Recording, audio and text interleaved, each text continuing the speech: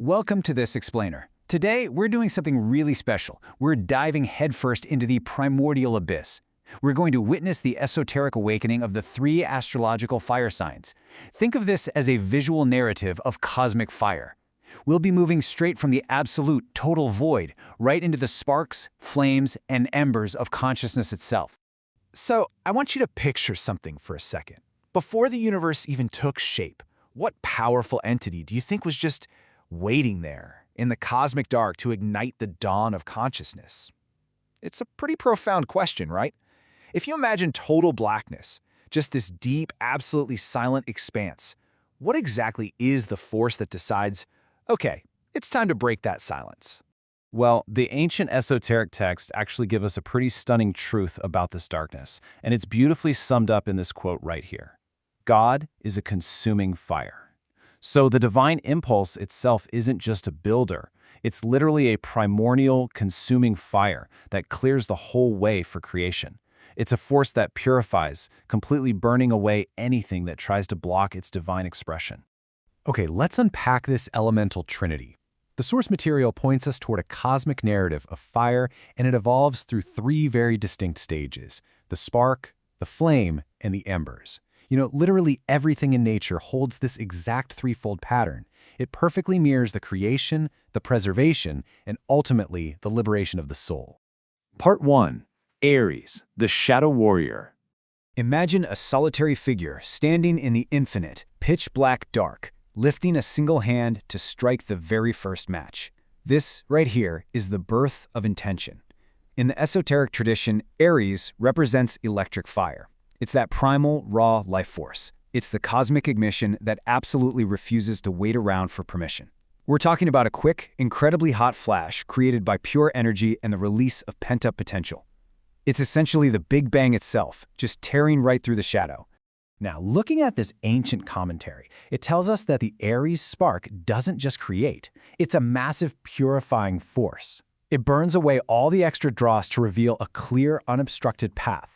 The Shadow Warrior doesn't just quietly bring a little light into the room. They bring a fierce, almost destructive grace that totally clears away the dense jungles of our past experiences so the soul can finally move forward. And it makes total sense that this correlates to the number 1. This fire is the ultimate, absolute expression of the I Am. It's the single, fearless pioneer, separating from the collective whole just to begin the journey. Aries is the ultimate initiator, It's the pulse of raw life force before it's even been shaped, teaching us the spiritual medicine of deep self-trust and the raw courage to just act. Moving on to Part 2, Leo, the Solar Sovereign. So that wild spark from Aries? It now grows and stabilizes as we meet the Solar Sovereign, who is sitting right upon a majestic throne of dark fire. This stage is known as solar fire. It's an unwavering, majestic hearth that illuminates all the void around it. Leo represents self-awareness as pure joy, purpose, and creative vitality. Literally, it is the flame of the heart dancing for the entire cosmos to see. What's really fascinating here is the stark contrast between these two phases. You've got the quick, kind of uncontrolled, flashing electric fire of Aries on one hand, and then the regal, sustained, constant solar fire of Leo on the other. Aries basically gives us the momentum to start, but Leo gives us the fixed, steady brilliance we need to endure. It's quite literally the difference between a sudden lightning strike and the blazing midday sun. I absolutely love this quote because it perfectly captures the true alchemical shift of Leo. It's this beautiful evolution from being, say, a selfish tyrant who demands tribute, into becoming a true king who offers the warmth of their heart to the surrounding cosmos. It's a great reminder that true sovereignty isn't about dominance at all. It's actually about generosity and illuminating the lives of everyone around you. Which brings us to Part 3, Sagittarius, the Shadow Archer. Eventually, even the brightest central flame has to wane, and that leaves us with what's called fire by friction. As the great fire dies down, we meet Sagittarius, the Shadow Archer, standing completely watchful in the fading light. This represents the planetary fire scattering out into the abyss. Think of it like glistening, optimistic coals somehow surviving the absolute longest nights. The heat is traveling away from the fire, expanding outward, and it symbolizes the soul's journey into the vast unknown, just relentlessly seeking wisdom. So when you put it all together, it's this flawless, completely inescapable progression. Step 1, the raw spark ignites with Aries. Step 2, it becomes a sovereign, sustained flame in Leo. And step 3, it purposefully shatters into seeking, wandering embers with Sagittarius.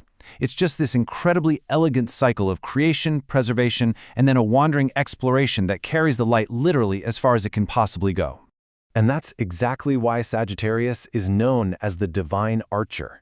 They're shooting these dying embers out like clear shafts of light, like arrows of pure intuition, deep into the void just to illuminate the great unknown.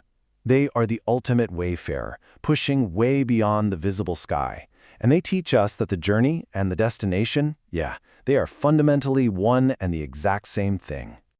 Finally, let's look at the cosmic inferno, the trinity synthesized. Let's zoom out for a second and just observe these three ancient silhouettes intertwining in this grand cosmic inferno. You've got the warrior, the sovereign, and the archer, all of them dancing together in the dark. It gives us this perfect trinity of creation, preservation, and transformation. And the wild part? It maps directly to our own physical bodies. You have the spark of consciousness in the head for Aries, the sustaining flame in the heart for Leo, and the roaming heat of the embers down in our legs propelling us forward for Sagittarius. Okay, I absolutely love this next bit. It's a surprising little alchemical fact from the texts. Water runs down, fire runs up. Unlike water, which, just completely yields to gravity, this cosmic fire is the ultimate liberator. It is always burning upward.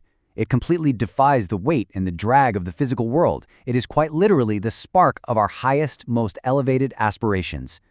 So as these embers start to fade out into the cosmic dark, I want to leave you with one final, provocative question. Amidst all the swirling black smoke of everyday life, which stage of this ancient mystical fire will you ignite today? Are you going to be the one striking the match, tending the hearth, or are you shooting arrows out into the unknown dark? The fire's there. Now it's yours to wield.